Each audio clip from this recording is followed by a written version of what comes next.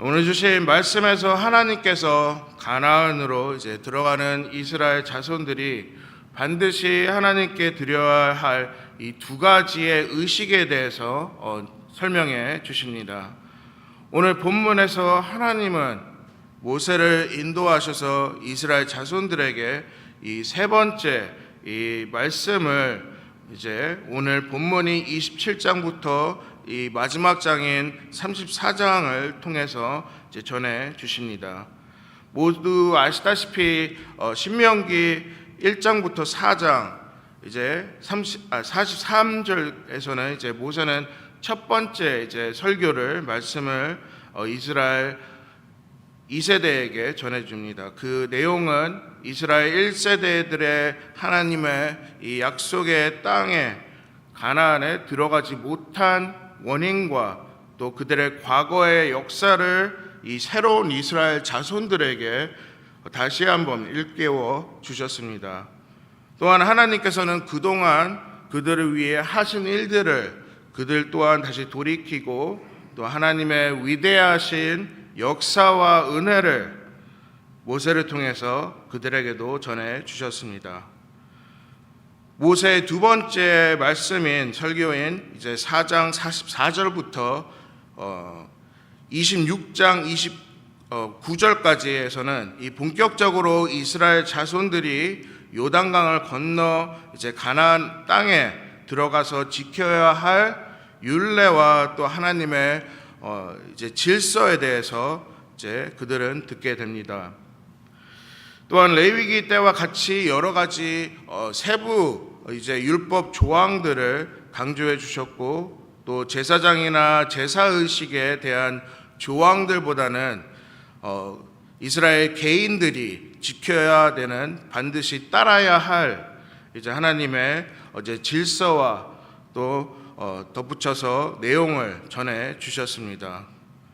그리고 오늘 본문에서 이제 나오는 모세의 세 번째 말씀은 이 가나안 땅에 들어가서 반드시 하나님께 드려야 하는 이 의식 두 가지에 대해서 이제 설명해 주시고 또 그들을 위해서 세워 주신 이 언약 율법에 대한 맹세를 강조해 주십니다. 또한 하나님은 동시에 그들을 축복하고 또 불순종한 그들에게 경고를 이제 전해 주시게 되는 겁니다.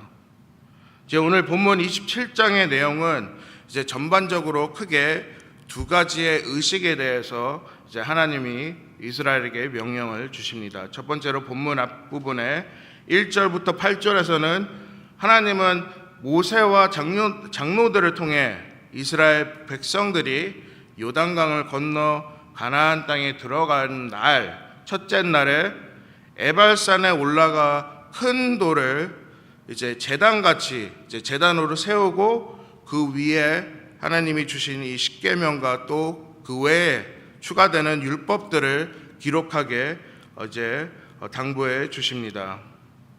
이처럼 하나님의 명령에 이스라엘 백성이 따라야 했던 이유는 바로 그들에게 적과 꿀이 흐르는 땅과 또 그들에게 안정과 평온을 주셨기 때문입니다.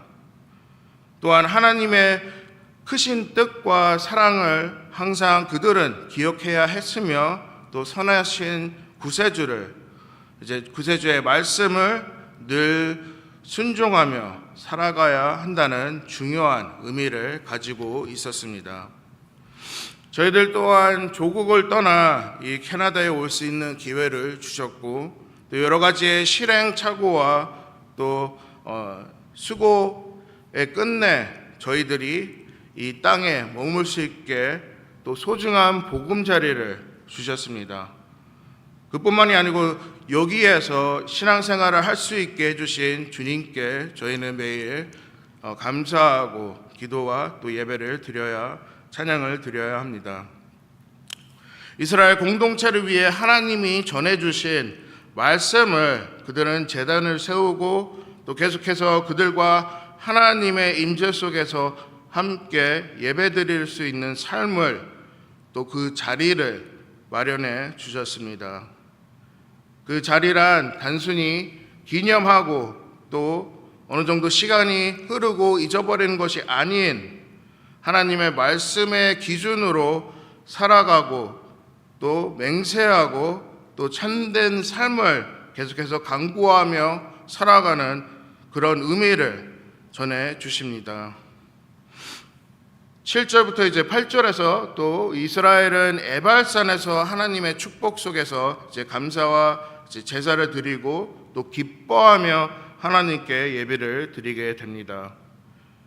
이렇게 이스라엘 공동체는 가나안 땅에 들어간 이후 첫날에 자신의 집을 먼저 짓지도 않고 바로 여호와 하나님의 제단을 쌓아야 했고, 또 저희들 또한 모세와 이스라엘 백성으로부터 배워야 할 점을 이제 발견하게 됩니다. 그것은 바로 이스라엘 공동체는 하나님이 그들을 보호해 주시고 또 오직 하나님을 통해 평온을 찾을 수 있다는 사실을 알고 있었습니다. 그들은 하나님께 마땅히 드려야 할 예배와 또 섬김의 장소를 먼저 세웠고 또 하나님이 그들의 보호자이심을 고백하는 그런 마음가짐을 저희는 그들을 통해서 찾아볼 수 있습니다. 계속해서 9절부터 10절에서는 하나님은 모세와 이제 레위 제사장들을 통해 다시 한번 율법을 이제 강조하고 또 거기에 순종하며 선포하시며 또 살아가라고 그들에게 당부해 주십니다. 이스라엘은 이미 하나님으로부터 구원을 받았고 하나님의 백성으로 선택이 되었고 또 약속의 땅으로 들어갈 수 있었다는 점을 봤을 때, 즉 하나님의 나라의 법을 따라 살아가고 있었던 그들의 증거였습니다.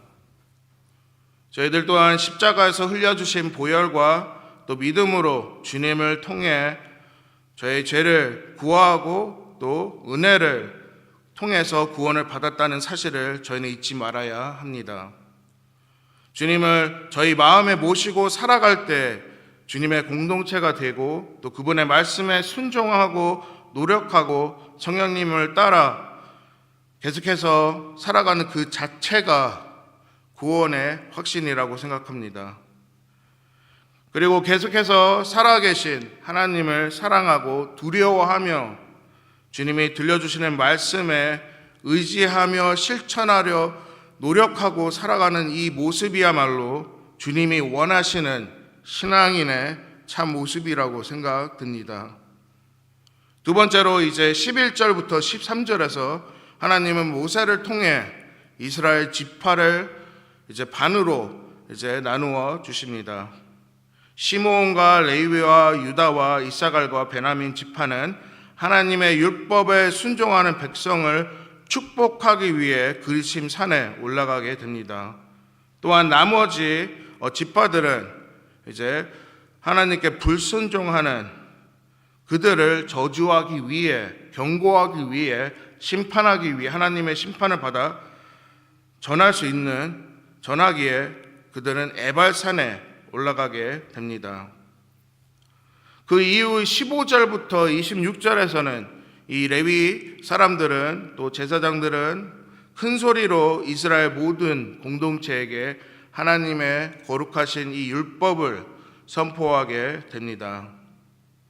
전반적으로 그 내용은 십계명의 율법이고 또 추가로 전해주시는 말씀도 있고 오늘 같이 읽었었던 말씀을 보시면 이스라엘 공동체는 하나님의 율법을 따라 살지 않는다면 하나님의 저주, 심판, 죽음을 받게 된다는 이제 경고의 내용입니다.